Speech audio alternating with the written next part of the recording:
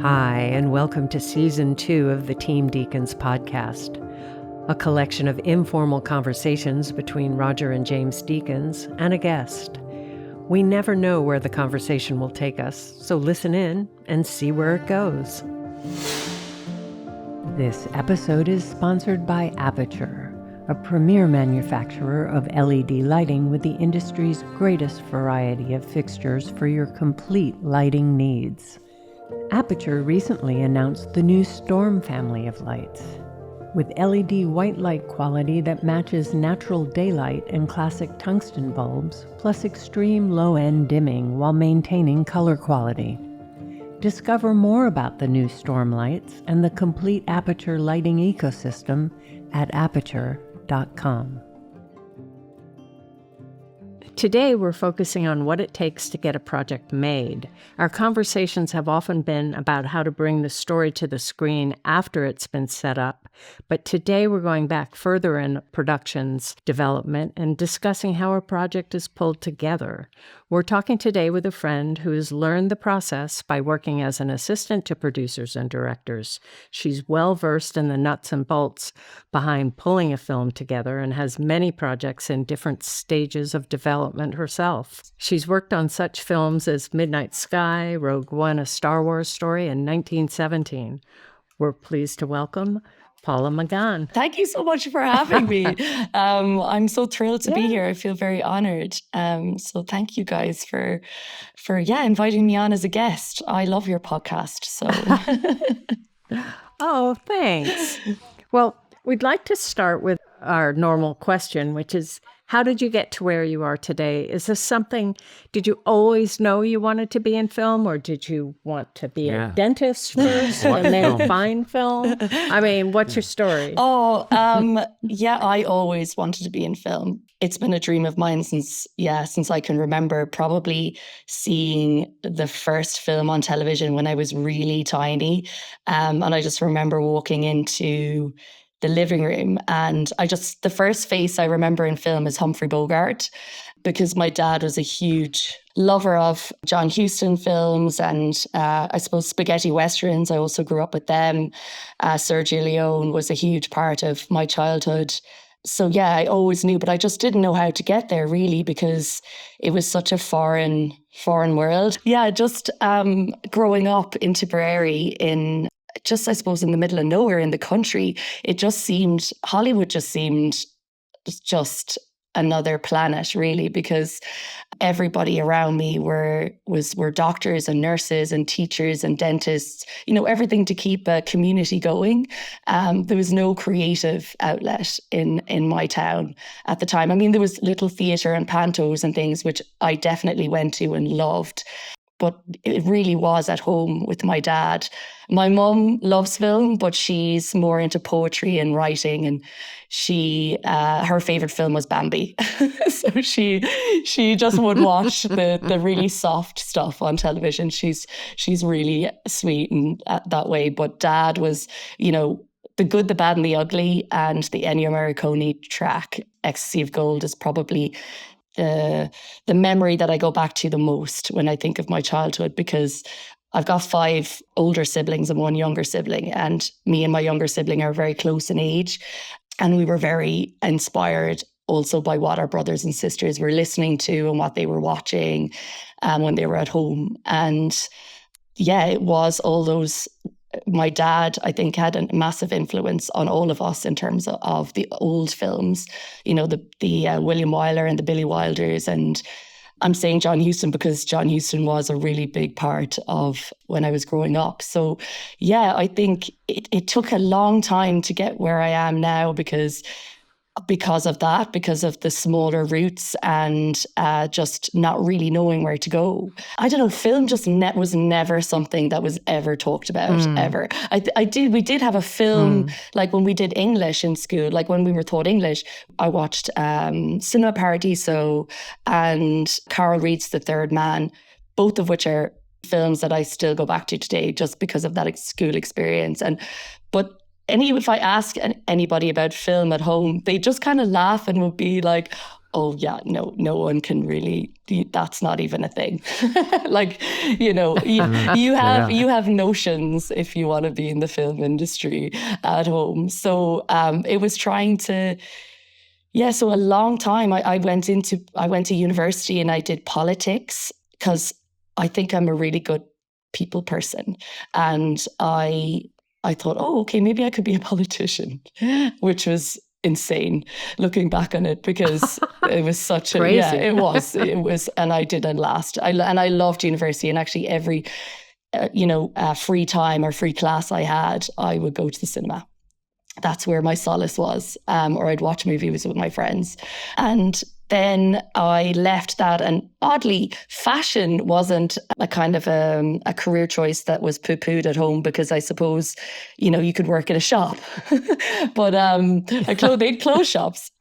So I kind of found myself in fashion because I really loved it. And my aunt owned a clothes shop in Thurles, and which is where I went to school. And then I kind of got into visual merchandising through some friends, and I ended up working for this fast fashion company called No Name. And I was 21, I remember, and I became area manager really, really quickly with this man called Robert, who was amazing. But it was a good school for working like long hours, which have kind of, for film, you need that kind of schooling. But like, I'd get up at 4 a.m. and I would drive for hours to every store and make sure that their windows were looking fantastic and that their sales were up every week. And it was a real, they threw me into the deep end. I mean, the owners of the clothing company was Donald MacDonald and Teresa MacDonald. And they were fantastic business people, and they were tough as well. But I lasted, I think, maybe just over a year. And my parents stepped in and they were like, oh, you need to think about maybe doing something else because you're burnt out, you're earning no money. I was just really keen and wanted to learn. And I thought that maybe this was the route that I was going to go down. But all the time, film was always in the back of my mind. I was like, it was such a faraway dream. So every weekend I would just go to the cinema with my friends and watch as many films as I could. Sometimes I'd go 3 or 4 times in the weekend. And I would jot down names actually of people. So weird, because you kind of dream your way, I think, through life sometimes. And I remember taking down a couple of names who, some of these names I would consider mentors, or they have mentored me. And one was Chris Carreras, because when I was just leaving primary school, the Harry Potters were coming out, and I was a big fan of the Harry Potter books. And I used to be that sad person that would queue up at midnight for the new books to come out. Even when I was too old to do so, I did that. And I just remember watching the film, and for some reason his name would just, I think maybe because he's like Chris Carreras, it was kind of like it rolled off the tongue a little bit. I think I would just jot down his name. And so he was one of the first people I worked with in film on Jason Bourne. He was like my 3rd film. And I remember being completely more starstruck by him than anybody else, because I had his name on an old notepad. But anyway. Right. But anyway. How did you get that job? Because you were growing up in Ireland, and what was that job in London? Yeah, sorry. I was giving you a very long-winded version of my life story, which is very boring. So I continued to work in fashion, and I moved into high-end fashion. And then I remember turning 26 and writing down the pros and cons of my job, and the cons outweighed the pros. And 2 months later, I was in London, and my 2 sisters lived in London at the time, Jerry and Carol.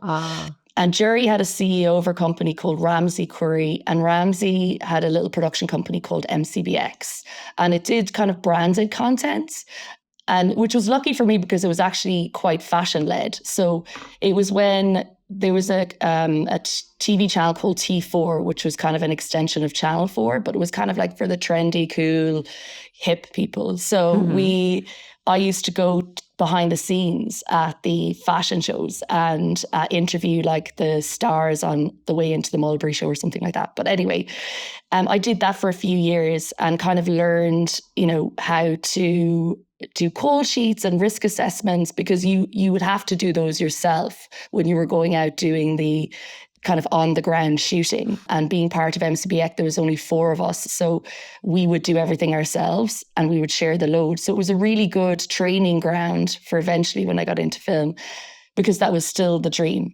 And then I remember going freelance. I did that for 3 years, and I remember going freelance and I was like, oh my God, this is so hard. No one will give me a job. I think I got a very short job on A Gift for Santa, it was called, for ITV. And it was, just not great. And I just was so sad, because I was like, how do I get into film? I'm 3 years here now. And it felt like, again, I just didn't know. So I remember I couldn't get a job. I was 3 months out of work, and my parents at this point were like, you have to come home because it's just not working. And I was like, oh God, I was like, maybe they're right. So I went to Portobello Road and I sold all of my clothes, all of the designer clothes that I had accumulated when I worked in high-end fashion. And I still miss some of those pieces today, I'm telling you. I still think about them. But I made a lot of money. I made a lot of cash. And I remember putting a down payment on a new flat, and I got my flight home. And I remember crying to my mum and dad saying, I think I failed. I don't know if I can go back. It's too hard. Wait. You put money on a flat. Was it in London? It was or in London. Ireland? It was in London. I put it down on like a deposit on a flat. But you still went back. But I still went home. You still went back. I still went home because I was like, if this doesn't work out, it's fine. I'll lose the deposit, and that's okay. But I need to go home. London's the type of place, as you well know, doesn't give you a hug at night.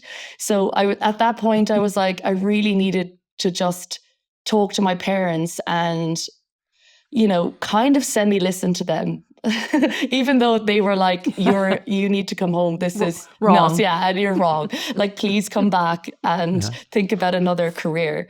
So that was fine. And then all of a sudden, out of the blue, on this Facebook group, which I don't think exists anymore because I'm not on Facebook and I haven't checked. It's called People in TV Who Know People in TV. And there was a girl called Deirdre Dowling, and she was working on a small little film in Highgate, directed by Terry Jones and starring Simon Pegg. And we had a mutual friend in common. And the mutual friend was this lady called Keely Van Dyke, who was a very good friend of an old boss of mine and who I'd worked with. And I called her up and I said, Keely, do you think you could just put a good word in for me here? Because I just want this job and it's potentially my way into film. And she was like, of course. So she called Deirdre straight away. Wow. Deirdre got back to me within, I think, an hour. And oh, wow. Then a couple of hours later, I got on the phone with a absolutely wonderful woman called Margarita Doyle, who's a line producer. And she was Terry Jones, and she'd come from the Monty Python world. And I interviewed with her and she gave me the job, and it was director and producer assistant, which was just a dream come true for me. So I got on a plane on the Monday morning and I went straight to their office, and it was Bill and Ben Productions. So I started in Bill and Ben's in town, and then we moved to the school in Highgate, which was really close to where Terry lived. And of course, I was as a assistant runner at that time, which, by the way, was the best job I think I ever had, because it was just so much fun and there was no responsibility and everybody was just glorious. And well, we would call a PA in the States. Yes, PA. And I prefer that term, actually. And I remember I was like driving Miss Daisy because I really wanted this job, but I didn't have a car. And I remember my production coordinator, Hussein, what a legend. He gave me his car. He was like, you can use my car and be insured on it. I don't think this would happen today, actually. In London. Wow.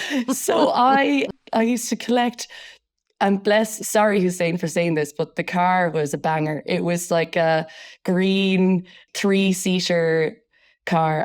But Terry loved it and he came everywhere with me. And I remember going to his house in the morning and he had no TV in his house. It was all books and he loved music and he would take me upstairs to his office. I would sit there. Sometimes I would take notes and then other times I would just be on my phone and he would be like, please don't be on your phone around me, like pick up a book.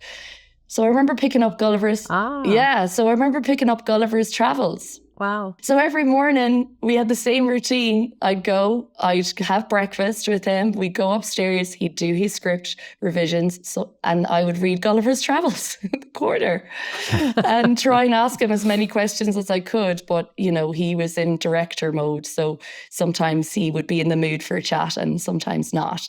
But we'd the best time. And I learned so much on that job about different departments. And because I didn't know. I hadn't a clue. I really, really didn't know anything. I'd had the experience, obviously, being on little mini shoots around London doing fashion VTs, but I didn't know how a film worked. So that was a real baptism of fire. And looking back, I remember being completely uninhibited with I was kind of brazen. I was a bit rogue.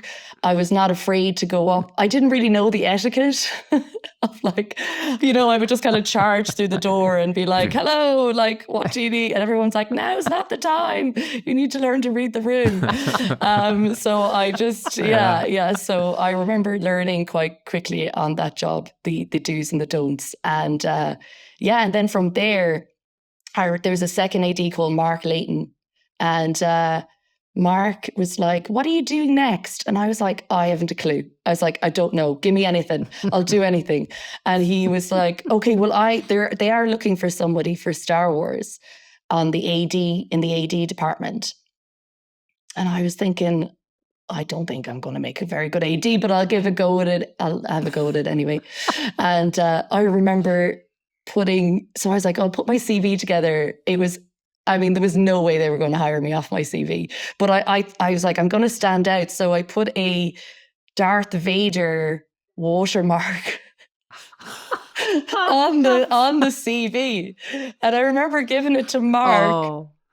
Because I was a massive star. Again, going back to my childhood with my brothers in particular, they are such nerds when it comes to Star Trek and Star Wars. I just remember the stacks of VHSs that my brother had for Star Trek, and he was just obsessed with Star Wars. So I grew up with those films, and I loved them too. And I put a Darth Vader on there, and I remember Mark's face. He was like, he just couldn't stop laughing. And he was like, Paula, I'm just going to send this because I think it will get to, it was Tommy Gormley at the time was the first, I remember. And and now obviously we all know who Tommy is because he's sensational first AD. But at the time I didn't know who that was. And I didn't get any job in the AD department, but bless Mark, he put my name around to everybody.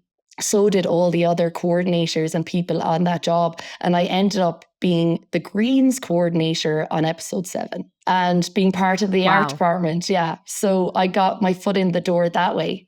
And that was, again, an amazing experience because I got to learn all about the art department and greens and sets and how the departments run their budgets and the buying. And I was in my element. I would go on a Wednesday morning and I would go on a big Luton pickup truck or the pickup truck, or I'd drive the Luton into this place in Victoria. Do you know what? I can't remember the name of it now, but and pick up all the plants and the trees, everything that they needed for the art department, and then go on set. And sometimes they'd allow me go and do some painting on the set. So it was a really cool experience.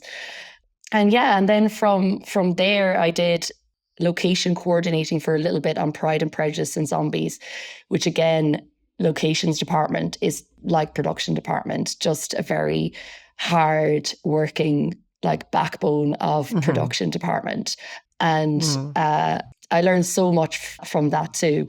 And then I got a call from Mark Layton again, and he brought me on to Snow White and the Huntsman. And then I went with Simon Crane, who is an action unit director.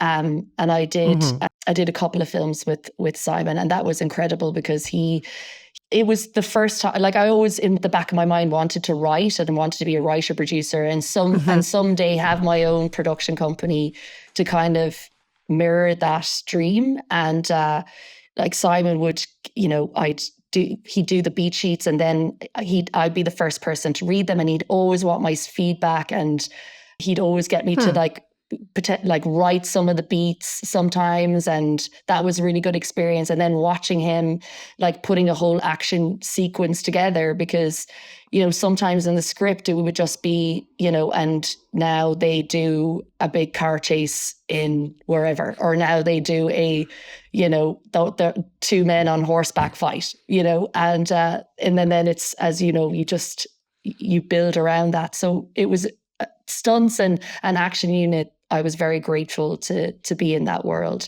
And Simon was very, very generous. And through him, I made even more contacts in the film world. And, it's how essentially I met Paul Greengrass and Gregory Goodman when I was on Jason Bourne. And I remember being on Robin Hood at the time, and that the film in Budapest, the 2017 one that's with Jamie Foxx, not the greatest of films, but it was brilliant experience. We were in Budapest for 5 months, and it was tough because we had about, I think, 6 weeks of nights, and that's never fun.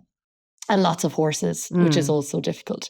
But and then that's how I remember getting the call from Greg asking me would I be interested in assisting Paul and being part of his company, Flying Fox, and taking over from his assistant at the time, Amy. And I just remember thinking, wow, that's really, really big shoes to fill. And I don't know if I'm ready, but I'll give it a go.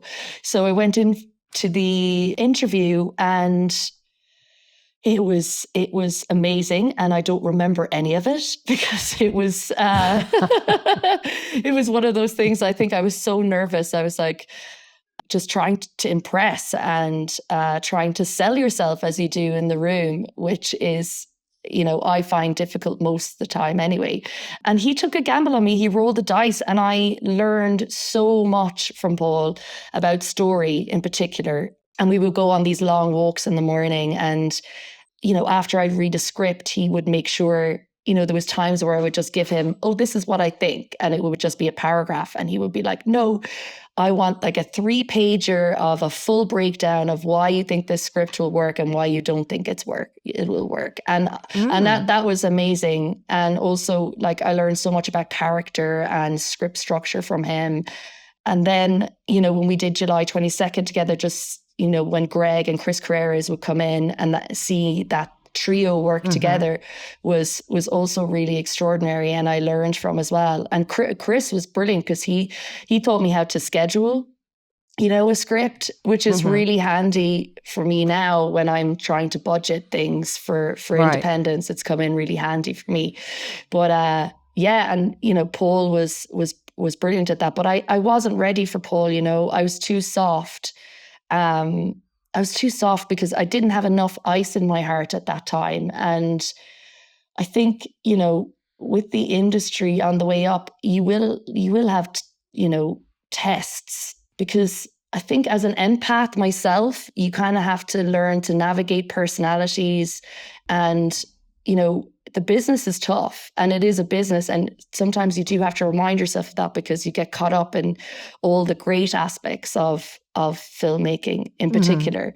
But I learned so much from Paul, but I got inside my own head on that job. And I definitely, I think I self-sabotaged, and I left because I couldn't handle the pressure. I think I went and I did the film, and I shot with them in Norway, and it was the most unbelievable experience. And it was also like, because Greg, the producer, comes from independence, and it was amazing to watch someone who'd come from independence who could navigate the big ones, but also the smaller ones too.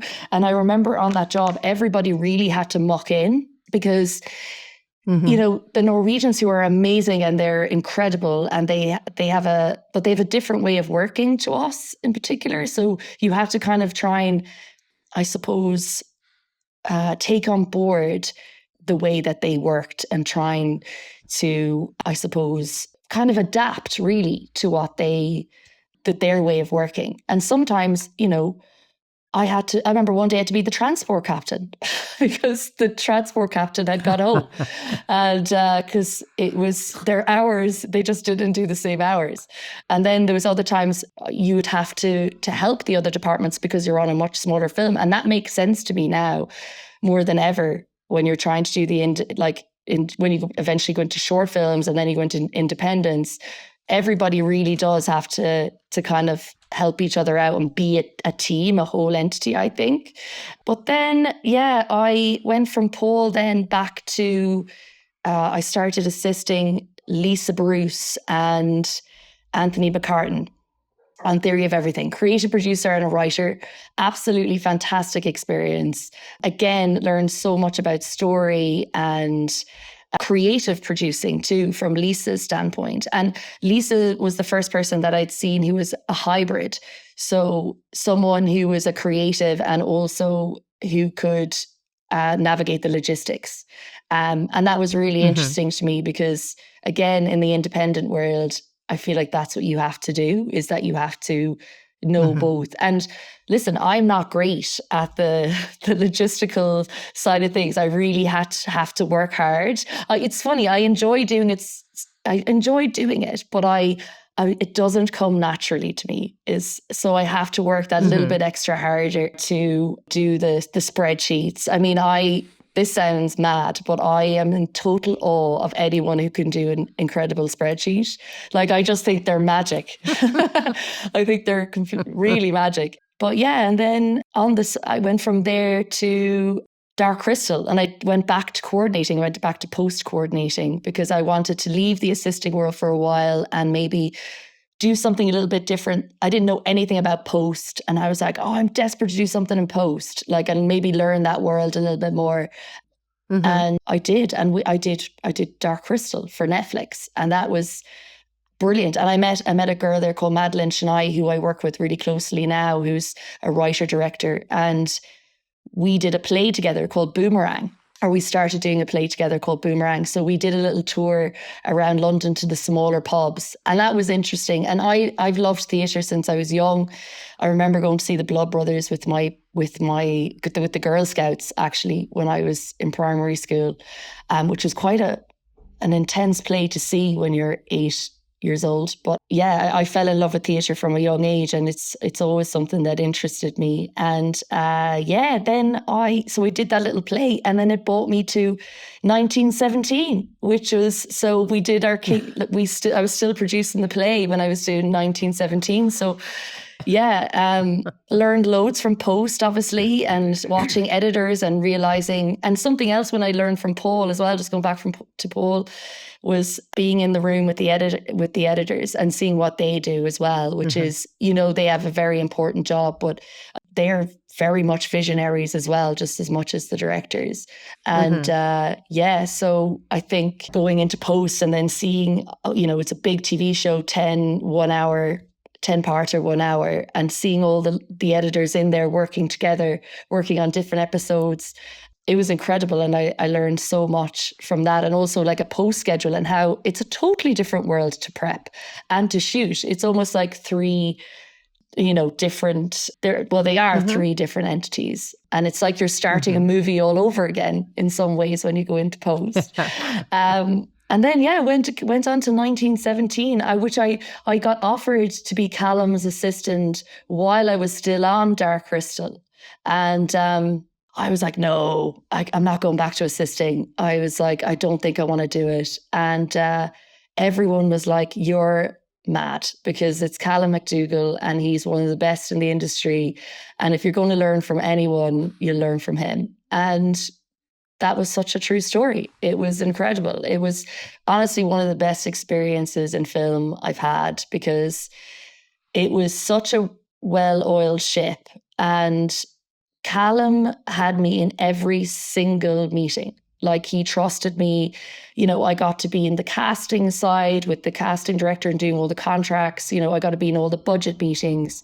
He had me there and when I wasn't there, I was listening at the door.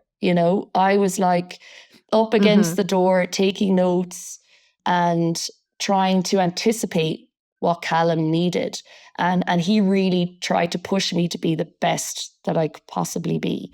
And definitely on that job, I've had so many amazing people throughout like this trajectory, not just Callum, but and not just Paul and Greg, but, Simone Goodridge and Lisa Bruce, who's a producing partner of mine now, who I worked for and now worked with, who really believed in me. And I'm so grateful to them, but I'm also like, I consider myself really, really lucky to have those mentors now, because I think in order to survive in this industry, you need those people.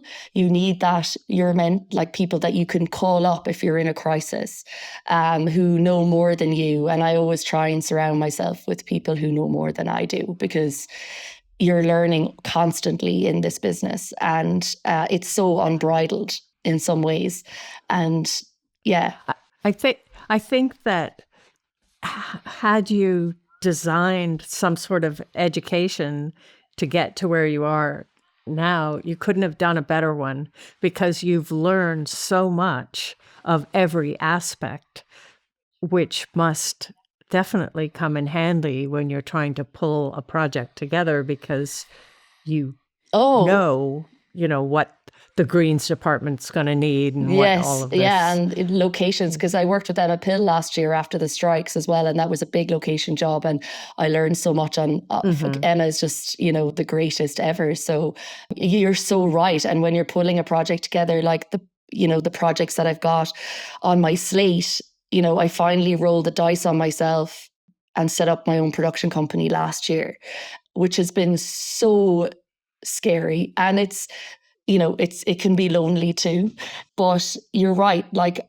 I couldn't have come up a better way, because having to get to know each department and coordinate it, big departments that really bring your movie together, has come in. So it's invaluable, really. And when I'm sitting down with the script, the first thing I do, I do it I'm trying to get out of the old fashioned way, but when I've got my script and I'm doing a budget and schedule, I take out my ruler, I take out my color pens, and you can do all this online now on the iPad, which I'm trying to move into a little bit, but save a tree.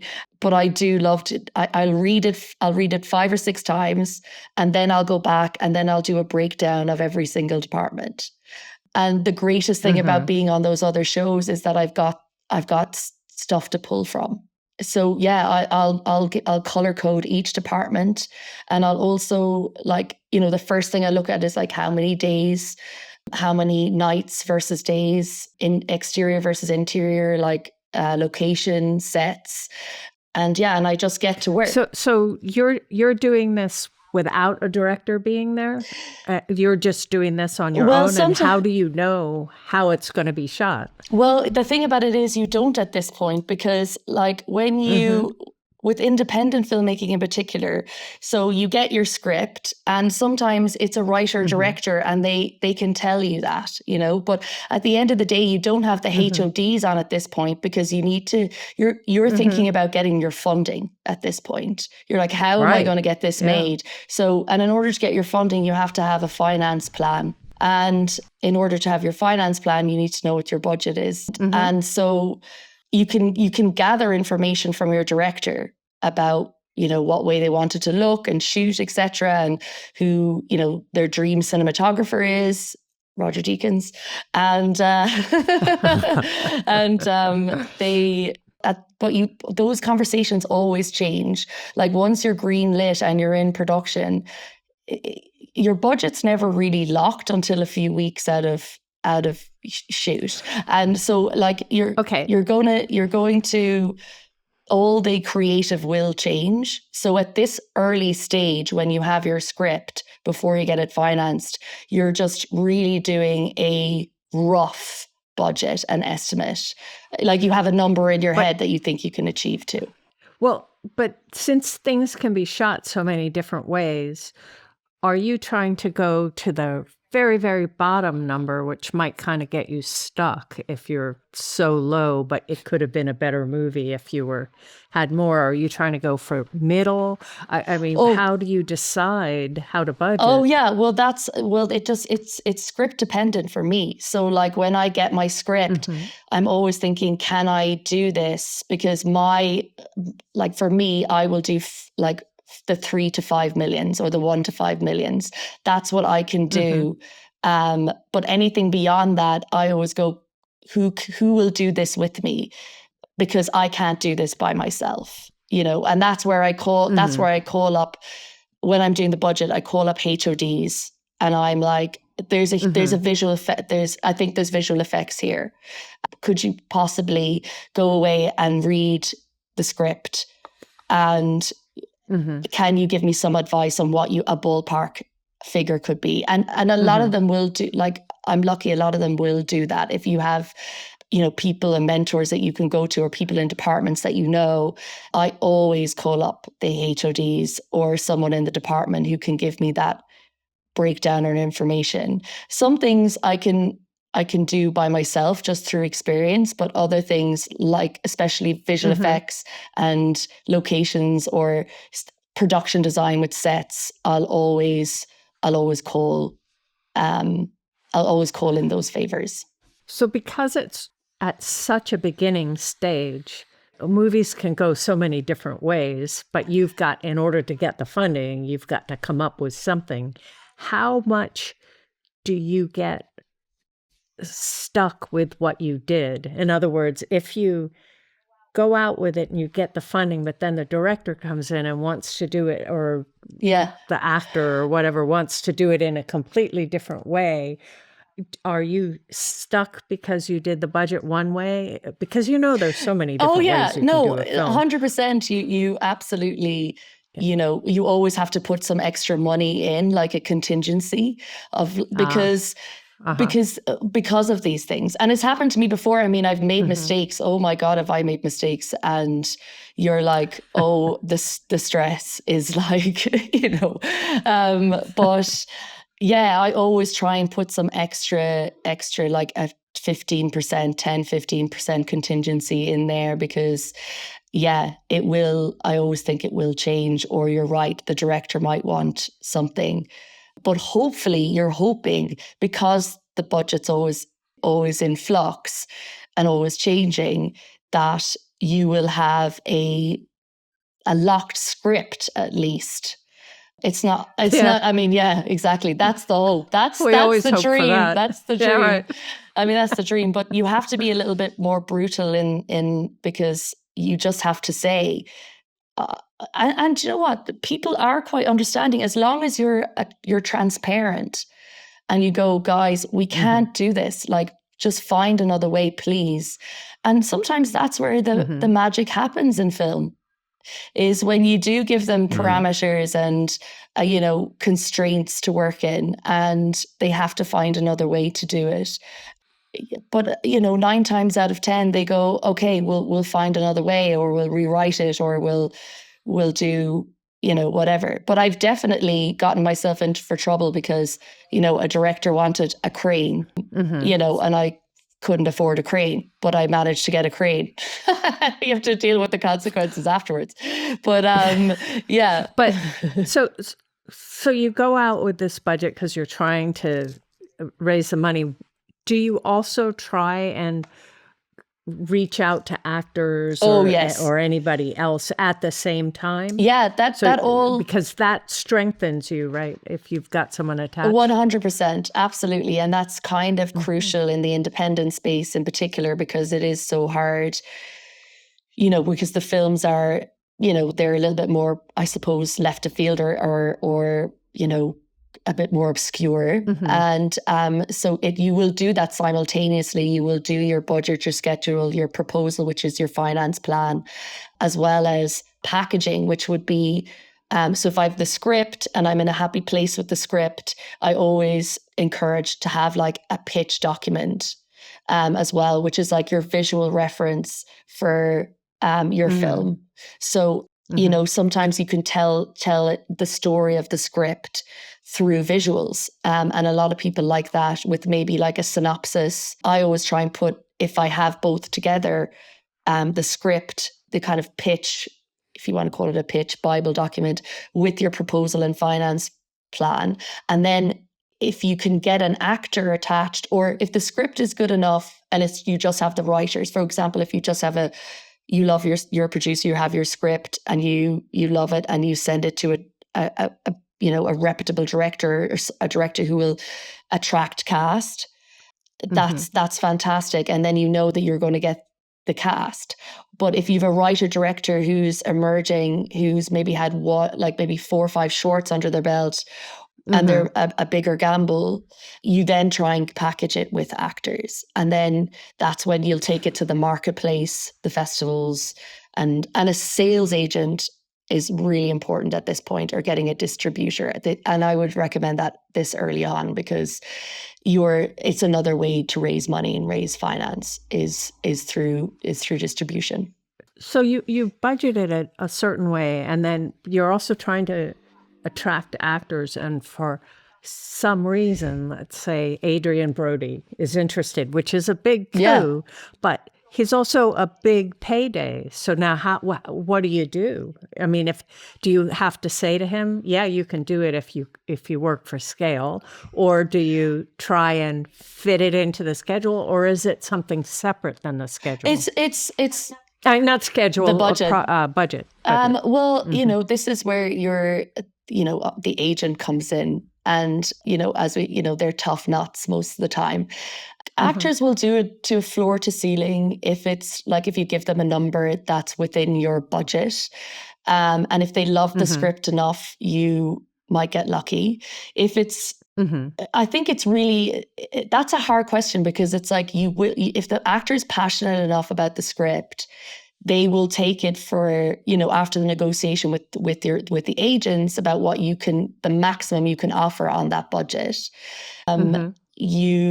A lot of the times they can say yes, but you do try and raise more capital with a name potentially like Adrian Brody, of course. And it's that's when you out in the marketplace is where you will get that, when you go to the AFM or the EFM, which is the American film market, or the European film market. And that's where if you've got a good sales agent on board, that's where, they're invaluable too, because they'll be out there selling that for you.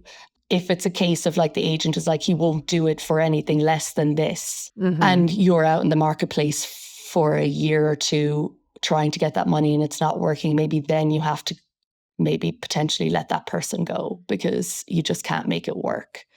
And it's interesting as well, you could have a person in mind that you love and the director loves, that you think would be perfect for the script, and you think is somebody that could get it over the line, or get it into a theatrical release.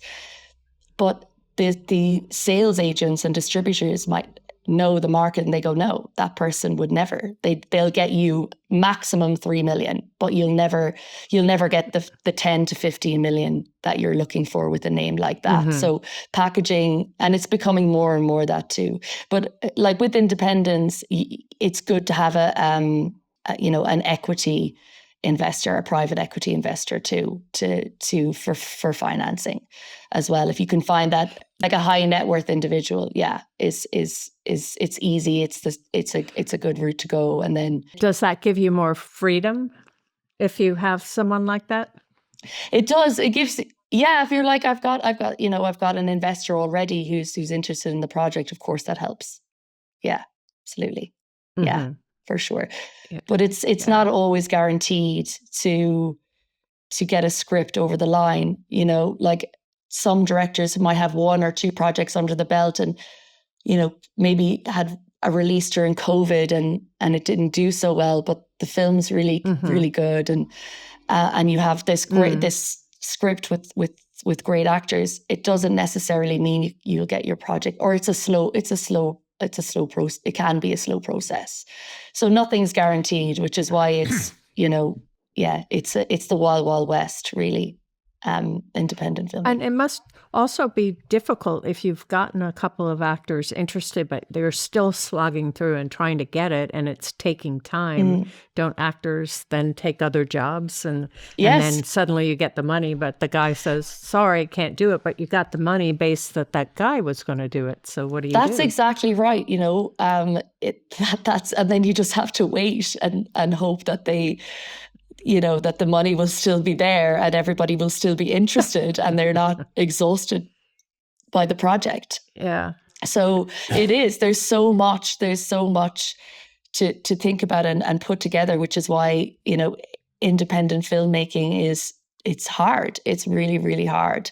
And I suppose if it was easy, everybody would be doing it. But I think, if you find your community of people and you create your own culture within the independent space, I think that's one of the most important things that you can do as an independent, is make sure you have people around you that are in the industry too, that you can call up and just hash it out with and can help. And it's really important. And coming from, up through the studio space as an assistant coordinator, going into the independent space it's a totally different world. It's really, it's there's not that security that you have of being in the studio. Not that I'm saying that making a studio film isn't hard. It absolutely is, but the independent space is harder for a reason.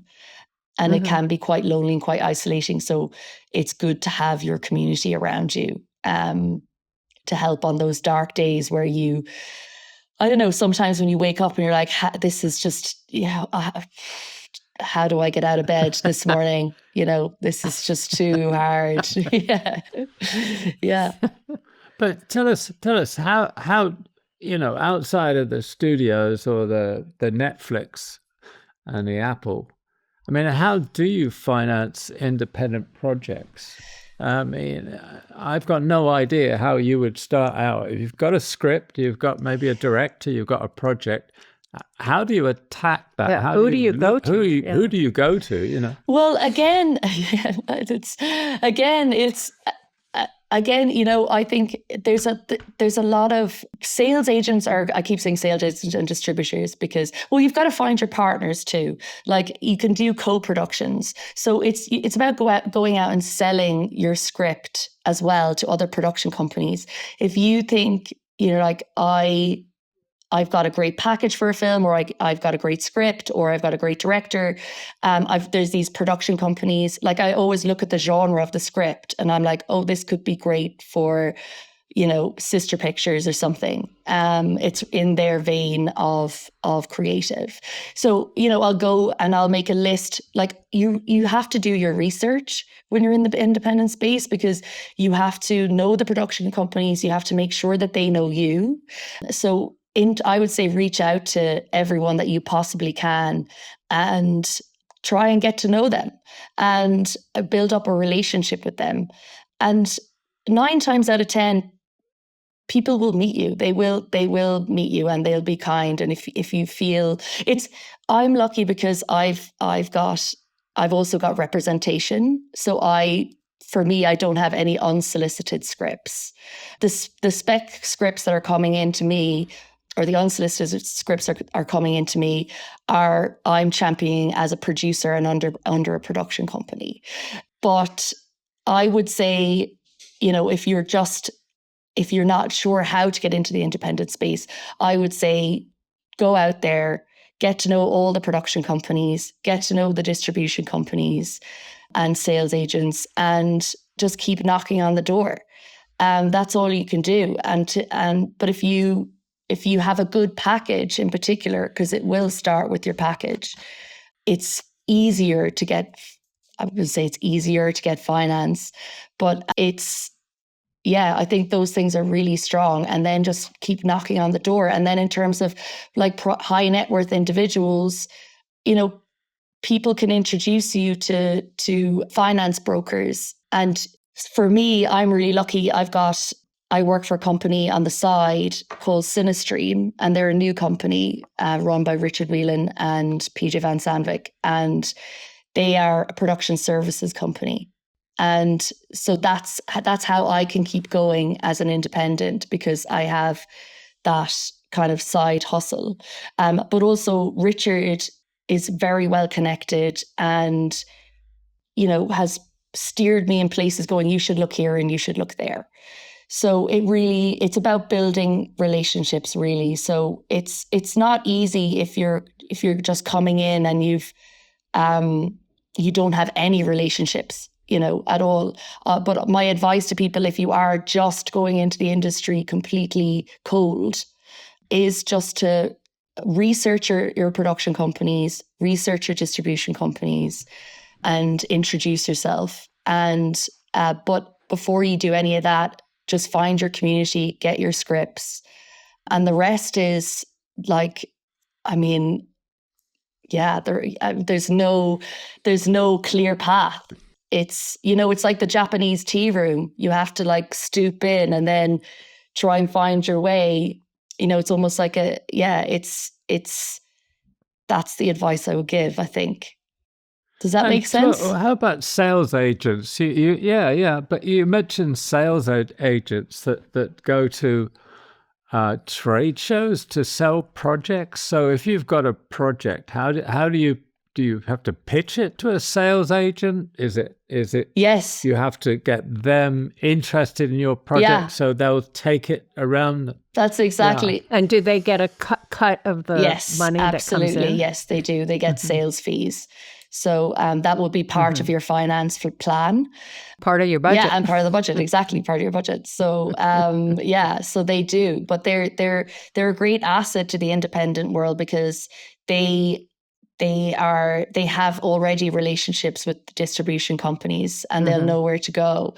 So it's always good to have them on board. So yeah, if you can get in the door with sales agents and attach them to your project, and they will advise you, on if you have cast attached, how much you can raise and what territories you can bring to, and things like that. So they're really a really great asset to have in your arsenal. And you say that you should get a distributor, but aren't there times where you fund the film and then find the distributor afterwards? Yes. I mean, if you can, absolutely. If you can get it made, which is why, I suppose, for example, when I look at the script, which is, a big part that I just left out, was when you're looking at the script and you look at location, you can look at the tax credits on the location. So, for example, if you're going to Ireland here in the UK has a great tax credit, and you can you're like, I might go to Romania, or I might go to Budapest because Hungary, they have great tax incentives there. So you'll get, that will all be in your finance plan and part of getting your finance together, as well as if you can find, a private equity to acquire, so high net worth individuals, which I've said before. But again, this is all, if you're lucky enough to get that based on the project, because it really is what's hard about independent filmmaking is if you have an emerging director with lesser known cast, it's harder to make or harder to raise the funds. But if you have a director that's a bigger director that can attract that cast, it's easier to get those type of films made. Like Everything Everywhere All at Once, that was obviously made and then distributed, seen by Universal and distributed by Universal. But there's a lot of films that aren't lucky enough, I suppose, to have raised the finance for that. If that makes sense. And are you looking for finance outside of television? I mean, it seems like, you're you're taking the plunge into producing at a time where theatrical distribution's really falling away, especially for independent films. I So yeah. I know what you mean, and it is, the industry's really, it's tough at the moment, but I do think it's a time for independence. Like, I'm definitely optimistic because, Anora winning Best Picture, and, The Substance doing so well, and, they're very out there films. And I think there is still an audience.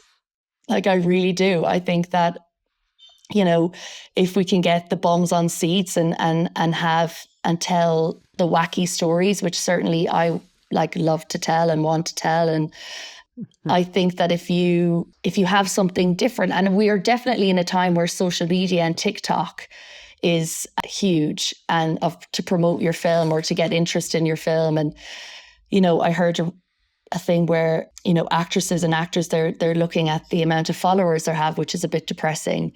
So there'd be more eyeballs on the film that they're promoting. But you're right, it is a hard time, and I don't know the answer. And I think you just have to be cautiously optimistic, keep going, and trust the audience, and also trust the product that you have and the product that you're trying to sell, and just, hope for the best, and hope that it gets made and gets seen. That's the dream, of course.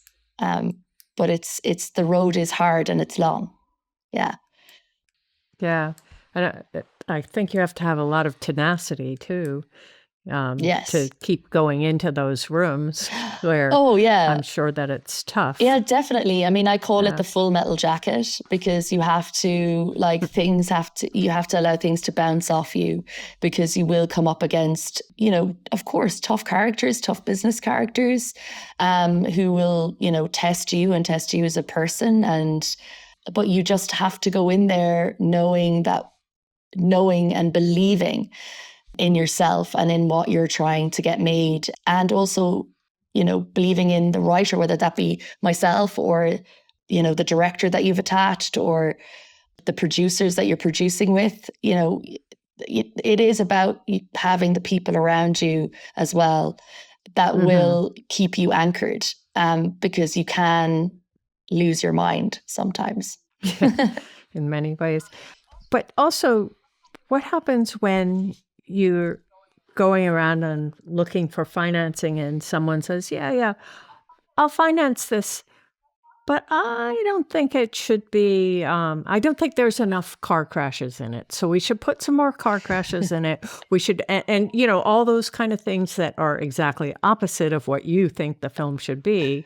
What do you do? Well, I think, you have to appease to a certain extent, but you can also, I think, really fight your corner. And if you think it's going to make the film worse, then it might not be worth it. But also, you can you can say, we can write something in, because a lot of the times it's like they might just make the suggestion, but they don't even know what that suggestion is themselves. Do you know what I mean? So you go, yeah, okay, we can write a little something in there that will, kind of pander to what they would want. But just as long as it's within the constraints of, the story, I think that comes down to clever writing and, clever, I suppose, producing in some ways, and the director, again, all you guys being a unit and saying, yeah, we can make that work, but making it work also for yourselves, if that makes sense. Yeah. But yeah, if it's it must be also. Oh, sorry. Go ahead. No, I was going to say, unless it's just something that's completely, you just couldn't do it, even with the money that they were offering.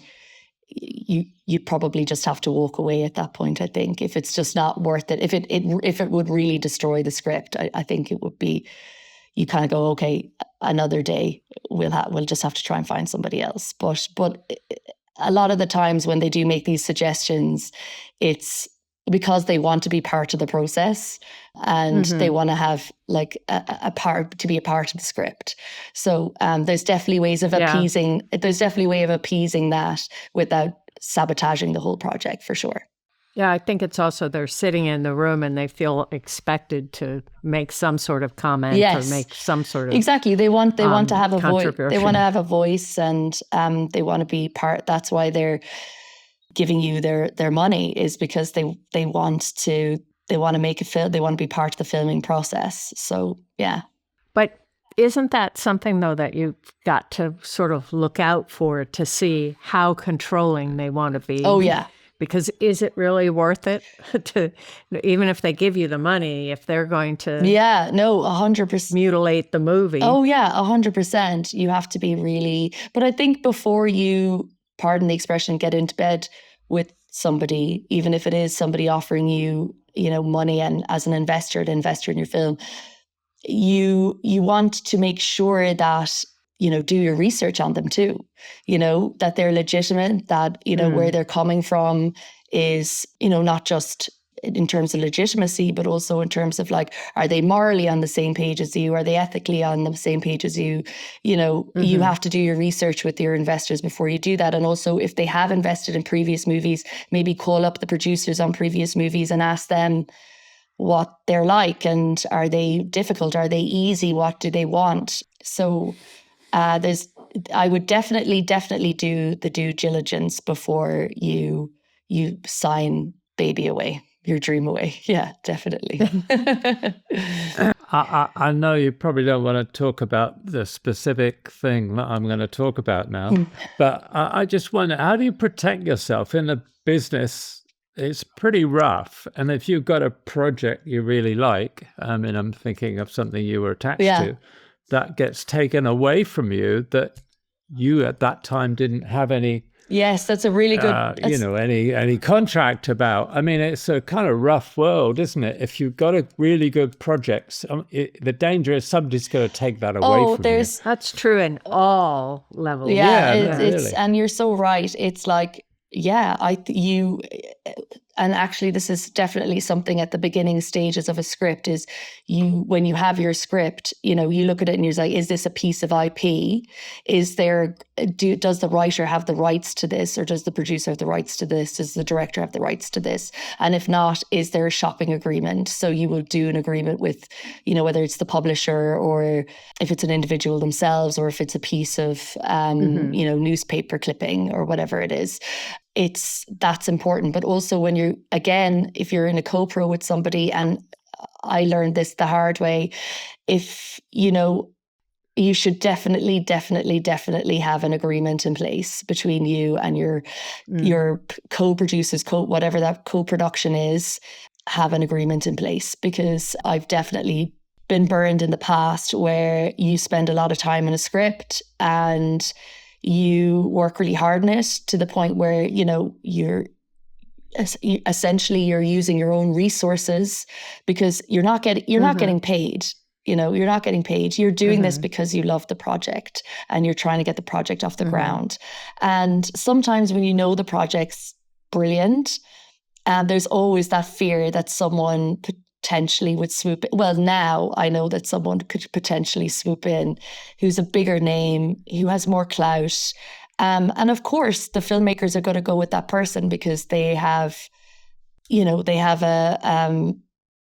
more experience. And I would definitely recommend to have an agreement in place, not just with the writer that you are, not just the writer director, but also with the production company that you're going into business with, essentially. Yeah, because it's hard, because it's such a sort of person to person business, and you're doing it almost in an informal way, or it's a friendship supposedly and all of that. So it's very hard to know at what point to say, oh, well, let's do up a contract, because that seems so cold and not what the two of you are doing. So it's tough. It's really tough. It's really tough. And that's why the one thing I'll say is, for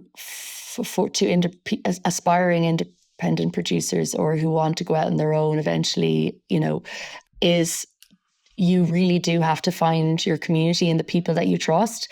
And there are going to be people who you will come across people who, a lot of the time that will disappoint you. And that's the business. And you will learn that, you will learn the hard way, but just protect yourself. And I can't stress enough, just in terms of like mental health, to when you find those people really that support you, really cling on to them. Like, Richard Whelan, for example, is one of those people for me who just gave me a lifeline after the strikes, because I didn't know, it was so hard. I mean, it was so hard for everybody because everybody lost their jobs, but particularly in the independent space. And, he's in the industry, he's been through it before, he definitely mentors me through tough times if I'm, questioning this, that, and the other. I think that the people who have been on this journey with me, who I respect and admire, and I know I can call, I'm very lucky to have them. And I think that anybody who is going to be in the independent space should definitely go out and find that community for themselves, because it's lonely. Otherwise, it is lonely. And you will come across people who will take advantage of you and use you to a certain point. And then you're just fodder after that, sometimes, Yeah, that's the dark side of the business. It's the dark side. And it happens to everybody. It really does. It does. Doesn't matter where you are. Yeah. And the best thing that you can do is also make an effort to be there for other people that are going through it, knowing that hopefully they'll be there for you too. Yes. When something happens. Absolutely. Absolutely. And I talked to so many people who have been through terrible shoots, awful shoots, and you can't give up after the terrible shoot. Wait till a good shoot and then walk away if you want, but don't let them get to you. No, it's so true, and I do try and when I am producing, be boots on the ground and make sure that everybody is looked after. And I'm not afraid to muck in. Like, I'll do whatever it takes. And I think once you have your team, and it's important as well as a producer to put in the best team for your director. If they don't know their HODs, but I'm lucky enough to know people who are on the up from incredible departments that work on big films. And I know they're solid, and it makes such a difference to set when you have people who HODs in particular who know what they're doing, but also vulnerable enough to go, help. And same with producing. You have to have that vulnerable side, I think, to go, you know what, I don't know the answer to that, but if you give me 10 minutes, I'll find out, or, and all the HODs I've worked with have been that. And yeah, it's very, very important to me to have a very safe set, but also but also a set where everyone is appreciated from the top down. And your first AD is really important too, and having a relationships with your first, because they're going to be on the floor, your eyes and ears, because sometimes you're going to be taken away from the floor. And so it's good to have that relationship there too. Have people in place that you trust. The thing I love about your podcast the most is that the people that you have on are just like, you learn so much from them.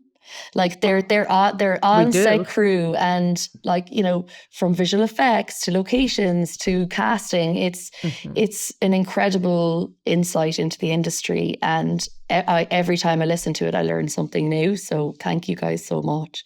Oh, it's brilliant. Yeah. So do we. Yeah, we learn a lot. Yeah. We learn a lot now, Yeah. I didn't know about sales agents and stuff. I didn't know you could do that. Oh yeah. I mean, literally, it was a foreign world to me for so long, Yeah. I was like, what do I need to do? And I do loads of private study, which you have to do when you don't go to film school, which I didn't do. And coming up through a totally different system and then going out into a whole other world and people who think differently to you too, and also looking at bigger budgets and then trying to work within the parameters of tiny budgets. And that's hard too, because you're asking crew as well, you know, for their passion, and being like, well, I can't pay you what they pay you on Star Wars, but you know, you get to go to Romania for 6 weeks. Right. Well, Transylvania. You know, but but it's but you just have to keep going, keep believing in yourself, and definitely don't let the bad guys get you down. Just remember your Well said. Yeah. Well said. Just keep going is my advice to everybody. You. Yeah. And also one more thing, please make sure that you want to do it, that you love it, because it's not for everybody. It really isn't. You know, if you want stability, don't do it. I'm joking. No, I'm joking. I'm joking. That's probably the best advice you could ever give. I mean, I think it's so true. I mean, we talk to people, you know, at home who nothing to do with the film industry, and then you say something about the kind of work hours and the kind of what you have to do and the travel and the uncertainty, you know. Being freelance and that. Yeah. And I go, really? I would never go there. Yeah. So I think anybody really needs to research and really get to understand it before, like you did, like the way you worked yourself into the business and you got to see it before you said, yeah, okay, this is for me. I can deal with this. You know? Absolutely. Not everybody can. I can't. You know, I can't deal with it. Well, yeah, because it can be quite corrosive on your personal life in particular, because it is long hours and you don't really think about anything else. I mean, you try and get a respite from it, but it doesn't. You can't. Yeah, so you have to really make sure you love it. Yeah. If you care about it, it's even worse. Yeah, exactly. It breaks your heart so many times. The amount of times we've had our heart broken. I know. Oh my God. But oh, thank you guys so much. If you'd like to sponsor the Team Deakins podcast, let us know at pod@teamdeakins.com. Thanks for listening. If you want more information and further discussion, check out the forums at www.rogerdeakins.com. Becoming a member is free, and you can ask follow-up questions there. And be sure to subscribe to the podcast for more new questions and topics. Also, check us out on Instagram at team.deakins. See you next time.